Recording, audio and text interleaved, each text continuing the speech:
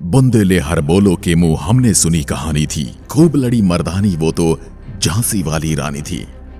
मैं झांसी की रानी लक्ष्मीबाई बोल रही हूं।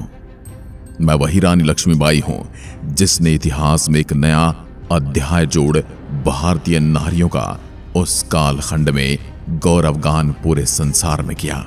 मैं वही हूं जिसने न केवल अपने अपार शक्ति से अपने देश और वातावरण को प्रभावित किया, अपितु समस्त विश्व को वीरता का पाठ भी पढ़ाया। हाँ, मैं वही रानी लक्ष्मीबाई हूं जिसके शौर्य और पराक्रम के किस्से उत्तर भारत के बच्चे बच्चे से सुनने को मिल जाएंगे। मैं वही लक्ष्मीबाई हूं जो भारत की पहली महिला स्वतंत्रता सेनानियों में से एक थी, जिसने 1857 में अंग्रेजों के खिलाफ विद्रोह किया था।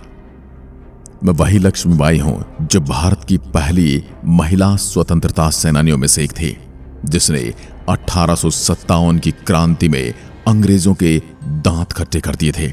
मैं वही हूं जिसने अपने जीते जी कभी भी अंग्रेजों को अपनी झांसी पर अधिकार नहीं करने दिया। मैं वही रानी लक्ष्मीबाई जिसने युद्ध के दौरान अपने पुत्र को पीठ पर बांधकर युद्ध किया था। मैं वही झांसी की रानी लक्ष्मीबाई भारतीय वीरांगना हूं जिसने स्वतंत्रता संग्राम के लिए अपने प्राणों की परवाह किए बिना अंग्रेजों से युद्ध किया। मैं वही हूं जिसका युद्ध कौशल देख शत्रु ने भी कहा था कि भारतीय क्रांतिकारियों में ये अकेली मर्द है। मेरे जीवन में अनेक मुश्किलें, अनेक बाधाएं आई, लेकिन मैंने एक सच्चे देशभक्त की भांति सारी विपत्तियों का सामना किया। मैं अपने अपार साहस और वीरता से केवल संपूर्ण भारत में ही नहीं, अपितु समस्त विश्व में हमेशा के लिए अमर हो गई। आज मैं आपको अपनी आत्मकथा सुनाने आई हूं और आपसे निवेदन भी कर रही हूं कि वीडियो शुरू करने से पहले कमेंट बॉक्स में भारत माता का जयकारा अवश्य लगाएं। 19 नवंबर सन 1835 को वाराणसी में मराठा ब्राह्मण परिवार के मोरोपंत और भागीरथी भाई के लिए खुशियों का दिन था, जब एक सुंदर कन्या ने उनके घर जन्म लिया। विशाल मस्तक व बड़ी बड़ी आंखें उसके तेज को व्यक्त कर रही थी। जन्म के कुछ समय बाद तक ज्योतिषी ने उस कन्या की जन्म पत्री देखकर बताया था कि कन्या तुम्हारे पूरे परिवार का नाम सदियों तक अमर कर देगी। उस समय तो माता पिता को विश्वास ही नहीं हुआ, पर मणिकर्णिका जैसे वे प्यार से मनु कहते थे कि बातचीत व व्यवहार देखकर उन्हें उस ज्योतिष की बात पर धीरे धीरे यकीन होने लगा। मणिकर्णिका कन्या कोई और नहीं, मैं स्वयं लक्ष्मीबाई थी। मेरा बचपन का नाम मणिकर्णिका था। 4 वर्ष की उम्र में मेरी मां का देहांत हो गया था। अब तो मेरे पूर्ण पालन पोषण की जिम्मेदारी पिता मोरोपंत पर आ गई थी। मैंने छोटी सी उम्र में ही तलवार व बंदूक चलाना सीख लिया था। घुड़सवारी तो मेरा पसंदीदा शौक था। पिता मोरोपंत को मेरे विवाह की चिंता हुई तो उन्होंने मात्र 7 वर्ष की उम्र में ही मेरा विवाह झांसी के महाराजा गंगाधर राव के साथ कर दिया। अब गरीब ब्राह्मण की बेटी झांसी की रानी लक्ष्मीबाई बन चुकी थी। 19वीं शताब्दी में वह समय था जब भारत में ईस्ट इंडिया कंपनी के विस्तार का अंग्रेज जो भारत में व्यापार करने आए थे, उनके इरादे नेक नहीं थे। धीरे धीरे उनकी कुटिल चालें उजागर हो रही थी। ईस्ट इंडिया कंपनी के नाम पर अंग्रेजों ने तेजी से भारत की राजनीतिक सत्ता को हथियाना शुरू कर दिया। कई भारतीय राजा उनके कृपा पात्र बन चुके थे, लेकिन उनमें एक दूसरे को नीचा दिखाने में होड़ लगी थी और अंग्रेजों ने इनकी इसी आपसी फूट का फायदा उठाकर, वह दौर ऐसा था कि भारत का दुर्भाग्य कहें या अंग्रेजों का भाग्य, प्रत्येक घटना ब्रिटिश साम्राज्य के विस्तार में सहायक सिद्ध हो रही थी। बुंदेलखंड में भी मराठा कमजोर पड़ चुके थे। बाजीराव तो केवल नाम के पेशवा रह गए थे। ईस्ट इंडिया कंपनी उन्हें प्रतिवर्ष 8 लाख रुपए की पेंशन दे रही थी और बिठूर की जागीर भी उन्हें दे दी गई थी। उधर झांसी की सत्ता और ब्रिटिश शासन के बीच में हुई संधि, जिसकी पहली शर्त थी कि अब अंग्रेजों को सहायता की आवश्यकता होगी, उस समय झांसी राज्य सहायता करेगा, और दूसरी की झांसी के शासक की नियुक्ति अंग्रेजों की स्वीकृति पर निर्भर करेगी। गंगाधर राव एक बहादुर समझदार राजा थे। उन्हें पता था कि झांसी का राजकोष खाली हो चुका है। उन्होंने राज्य का शासन सुव्यवस्थित करने के साथ सेना को भी मजबूत करना शुरू कर दिया। अब झांसी राज्य में हाथी, घोड़े, बड़ी बड़ी संख्या में शस्त्रागार में अस्त्र शस्त्रों एवं तोपखाने के लिए गोला बारूद प्रचुर मात्रा में मौजूद था। राजा गंगाधर राव की सेना में 5000 पैदल सैनिक व 500 घुड़सवार थे। उस समय केवल सेना पर ही प्रतिवर्ष 22 लाख रुपए खर्च हो रहे थे। इसी बीच 1851 में मैंने एक पुत्र को जन्म दिया, पर दुर्भाग्यवश 3 माह में ही बच्चे की मृत्यु हो गई।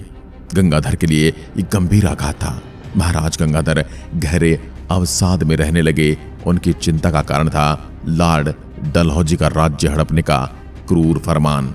महाराज गंगाधर और मैंने 1853 में अपने ही परिवार के एक बालक दामोदर राव को विधिवत गोद लिया और लॉर्ड डलहौजी को पत्र लिखकर अपने दत्तक पुत्र दामोदर राव को हमारे उत्तराधिकारी के रूप में मान्यता दिए जाने का अनुरोध किया। लेकिन डलहौजी इसी तरह की मौके की तलाश में था। उसने महाराज गंगाधर राव के अनुरोध को अस्वीकृत कर दिया। इसी बीच 21 नवंबर 1853 को गंगाधर राव का निधन हो गया। आखिरकार डलहौजी ने झांसी राज्य को अंग्रेजी शासन में शामिल करने का फरमान जारी कर दिया। मैंने जैसे ये सुना तो मैंने कहा, असंभव, मैं अपनी झांसी नहीं दूंगी। मैंने भावावेश में एक ऐसा निर्णय ले लिया था जिसकी कल्पना करना भी उन दिनों असंभव था। पेशवा अंग्रेजों के आगे झुक गए थे। दिल्ली का बादशाह अंग्रेजों का गुलाम हो चुका था। अंग्रेजी राज्य का अंग बनने के बाद मुझे खर्च के लिए 5,000 रुपए की मासिक पेंशन मिलने लगी थी। मैं इस अपमान को सहती हुई अंदर ही अंदर अपनी शक्ति बढ़ाने में लग गई। अंग्रेजों को लगता कि एक विधवा और असहाय रानी अब उनकी राह में रोड़ा नहीं है, पर मेरी योजना तो कुछ और थी। अपनी दिनचर्या के साथ साथ मैं तलवार व बंदूक चलाने का निरंतर अभ्यास करती। दिन यूं ही बीत रहे थे। मैं अपमान का घूंट पीकर अपना अगला कदम तैयार कर रही थी। जिन राजाओं का उत्तराधिकारी न होने के कारण राज्य छिन गया था, उनमें भी असंतोष व्याप्त था। उन सभी से मैं समय समय पर मिलकर मंत्रणा करती थी। तात्या टोपे और नाना साहब से भी मैं अक्सर मिलती रही। सन 1857 प्रारंभ हो चुका था। मेरे साथ तात्या टोपे और नाना साहब की मंत्रणाएं हुई। तात्या टोपे चाहते थे कि अब समय आ गया कि देश को आजादी दिलाई जाए, परंतु मैंने उन्हें धीरज से काम लेने को कहा।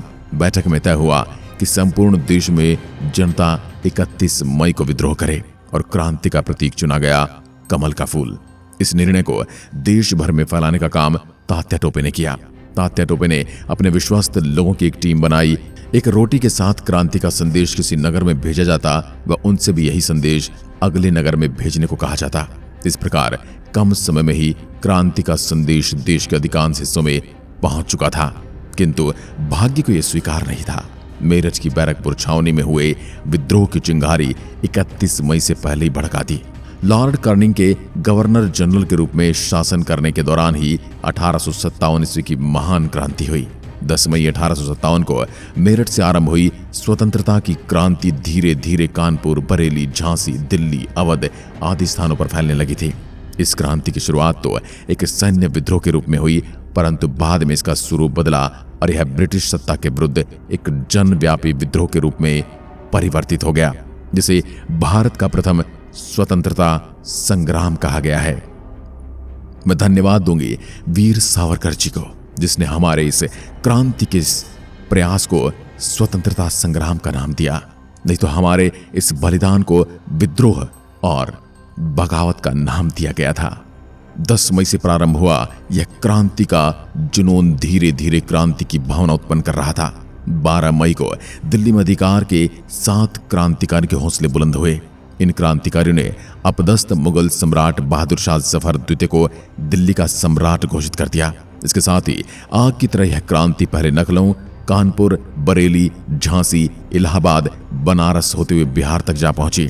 4 जून को झांसी का शासन मेरे हाथ में आया। शासन की बागडोर संभालने के बाद मैंने राज्य की कई व्यवस्थाओं में सुधार किए। सेना को मजबूत करने के साथ राज्य का खाली हो चुका खजाना भी भरा गया। झांसी का प्रत्येक घर युद्ध की तैयारी कर रहा था। हर कोई अपने लिए शस्त्र तैयार कर रहा था। इधर अपनी हार से बौखलाए अंग्रेजों ने रणनीति बनाकर अमल करना शुरू कर दिया, जिसका परिणाम था कि शीघ्र ही 21 सितंबर 1857 को अंग्रेजों का दिल्ली पर पुनः अधिकार हो गया। इस संघर्ष में अंग्रेजों ने बहादुर शाह द्वितीय को बंदी बनाकर रंगून भेज दिया, जहां बाद में कैद में उनकी मौत हो गई तथा उनके दोनों पुत्रों मिर्जा मुगल व मिर्जा ख्वाजा सुल्तान तथा पोते मिर्जा को मरवा दिया। इधर 23 मार्च 1858 को अंग्रेज अधिकारी हीरोज ने अपनी सेना के साथ झांसी पर आक्रमण कर दिया। हमारी सेना तैयार तो थी, पर अंग्रेजों की सेना और उनकी तोपों के आगे सेना भी कमजोर पड़ रही थी। अब परीक्षा की घड़ी थी। मैंने शस्त्र उठाया और युद्ध के लिए कूद पड़ी। अंग्रेजी सेना को कई बार हमने पीछे हटने को मजबूर कर दिया। धीरे धीरे सेना के कई जवान बलिदान हो चुके थे। मैंने आनन फानन में एक बैठक की और बताया, मेरे 4000 सैनिकों में से अब 300 से 400 सैनिक बचे हैं। तोप दागने वाले सैनिक भी अब हमारे साथ नहीं है। ऐसे में यहां से निकलना विकल्प है और बाहर रहकर हम एक बार फिर से संगठित होकर झांसी को आजाद कराएंगे। सभी ने मेरे इस निर्णय पर सहमति जताई। कुछ योद्धाओं के टुकड़े अपने साथ लेकर मैं किले से बाहर निकली। अंग्रेजी सेना और मेरे बीच जमकर युद्ध हुआ। मैं अपने पुत्र दामोदर राव को पीठ पर बांधकर युद्ध लड़ते लड़ते कालपी पहुंची। तात्या टोपे से मिलने के बाद मैं फिर से सेना जुटा ही रही थी कि हुरोज ने कालपी पहुंचकर घेराबंदी शुरू कर दी। मैं अपने साथियों के साथ ग्वालियर की ओर निकल गई और उधर ग्वालियर के महाराज जयाजीराव सिंधिया ने देखा कि उसकी अधिकांश सेना मेरे साथ हो गई है तो वह आगरा भाग गया। 16 जून 1858 को एक बार फिर अंग्रेजी सेना और हमारी सेना में भीषण संग्राम हुआ, लेकिन उस दिन विजय हमारी हुई। अब ह्यूरोज ने एक चाल चली। उसने जयाजीराव सिंधिया से अपने सैनिकों को इस गलती के लिए क्षमा करने के लिए कहा और उनके पक्ष से युद्ध करने के लिए कहा। जयाजीराव के घोषित क्षमादान से उसके सैनिक अंग्रेजों के साथ हो गए। 17 जून को मैंने अपने विश्वास पात्र सरदार रामचंद्र से कहा, अगर मैं लड़ते लड़ते मृत्यु को प्राप्त हो जाऊं तो तुम मेरा शव दुश्मनों को छूने मत देना। चारों ओर से मोर्चा संभाल लिया गया और अपने दोधारी तलवार लेकर मोर्चे पर डट गई। धीरे धीरे देखते ही देखते भीषण युद्ध शुरू हो गया। मैं लगातार दुश्मन पर हमला कर उन्हें मृत्यु के घाट उतारती जा रही थी। मेरे विकराल रूप को देखकर दुश्मन थर थर कांप रहे थे। इसी बीच मुझे अपने मोर्चे की शेष सेना की आवश्यकता अनुभव हुई तो मैंने उनसे मिलने पश्चिम दिशा की ओर मुड़ी, परंतु अंग्रेज सैनिक मेरे सामने आ गए। ऐसी स्थिति में मैंने घोड़ी की लगाम अपने दांत में दबाई और दोनों हाथों से तलवार चलाती हुई आगे बढ़ गई। अब तक मेरे अधिकांश सैनिक वीरगति को प्राप्त हो चुके थे। मैं अकेली पड़ती जा रही थी। अंग्रेज सैनिकों ने मुझे और बचे हुए थोड़े से साथी को एक घेरे में लेना आरंभ कर दिया, लेकिन फिर भी मैंने हार नहीं मानी। मेरी तलवार से रास्ता साफ होता जा रहा था। शरीर पर कई घाव होने के बावजूद भी मैं दुश्मन के सैनिकों को युद्ध भूमि में बिछाए जा रही थी। मैंने बच निकलने का प्रयास किया और एक झटके से घोड़ा दौड़ाती हुई सैनिकों के बीच से निकल गई, परंतु दुर्भाग्यवश एक घोड़ा पहले वाले घोड़े की भांति कुशल नहीं था। कुछ दूर जाकर वह अचानक अड़ गया। मैंने लगाम को झटके दिए मगर घोड़ा टस से मस नहीं हो रहा था। उधर दुश्मन के सैनिक समीप आते जा रहे थे। स्थिति हाथ से निकलती जा रही थी और अंततः दुश्मन सिर पर आ पहुंचा। मैंने किसी तरह घोड़े को आगे बढ़ाया और कई अंग्रेज सैनिकों को काटते हुए आगे बढ़ने लगी। मेरी सहायता करने के लिए सरदार रामचंद्र आगे आया, लेकिन तभी एक अंग्रेज सैनिक ने मेरे सिर पर वार किया, जिससे मेरे सिर का दायां हिस्सा कट गया। पीछे से एक सैनिक ने मुझ पर गोली दाग दी, जिसमें मेरे पेट से खून बहने लगा और एक जांघ शून्य हो गई। एक ब्रिटिश सैनिक की तलवार ने मेरा दाहिना गाल चीर दिया था। इसके बाद तो मैंने उस सैनिक का हाथ अपनी तलवार से ही काट दिया था। मेरी आंखें लाल थी। मेरा अंगरक्षक व बहादुर योद्धा मुगल मोहम्मद भी मेरे दुख को सहन नहीं कर सका और वहीं युद्ध भूमि में उसकी आंख भर आई। मेरे विश्वस्त सरदार रामचंद्र राव ने रोते हुए बालक दामोदर को घोड़े पर बिठाया और मुझे अपनी गोद में लिया और संत बाबा गंगादास के आश्रम की ओर भागे। पीछे पीछे रघुनाथ सिंह और गुल मोहम्मद भी आए। अंधकार में भी बाबा गंगादास ने मेरे रक्त से सने मुख को पहचान लिया। उन्होंने ठंडे जल से मेरा मुख धोया, गंगा जल पिलाया। तब जाकर मुझे थोड़ी सी चेतना आई और लड़खड़ाते होठों से मैंने कहा, हर हर महादेव। इसके बाद मैं अचेत हो गई। थोड़ी देर के बाद मैंने कठिनाई के साथ पुनः अपनी आंखें खोली और भगवद गीता के श्लोक का उच्चारण किया। मेरी आवाज क्षीण हो रही थी। मेरे अंतिम शब्द थे, वसुदेव, मैं आपके समक्ष नतमस्तक हूं। 18 जून 1858 को 22.5 वर्ष की उम्र में झांसी का भाग्य अस्त हो गया। ब्रिटिश जनरल ह्यूरोज, जो मुझसे कई बार लड़ा परंतु बार बार पराजित हुआ, उसने भी मेरे युद्ध कौशल को देखते हुए कहा था, भारतीय क्रांतिकारियों में ये अकेली मर्द थी। तो दोस्तों, ये थी खूब लड़ी मर्दानी झांसी की रानी लक्ष्मीबाई की आत्मकथा। बहादुर व तेजस्वी रानी ने केवल भारत ही नहीं बल्कि विश्व की महिलाओं को भी गौरवान्वित किया है। उसने संपूर्ण नारी समाज को गौरवान्वित किया है। उनका जीवन पवित्र था। नारित्व, साहस और बलिदान की एक उत्तेजक कथा था उनका जीवन।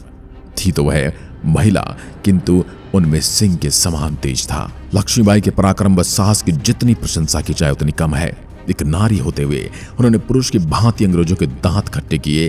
रानी लक्ष्मीबाई ने जिस प्रकार अपने प्राणों की परवाह किए बिना स्वतंत्रता के लिए अंग्रेजों से युद्ध किया, ये वास्तव में एक प्रेरणा का स्रोत है। उनके अपार पराक्रम और साहस को युगों युगों तक भुलाया नहीं जा सकेगा। आज के वीडियो में बस इतना ही। वीडियो पसंद आई तो लाइक कर चैनल को सब्सक्राइब जरूर करें। एक बार फिर मिलता हूं एक और ऐसे ही वीर भारतीय संग्रामी योद्धा के साथ। तब तक के लिए नमस्कार। जय हिंद, जय भारत।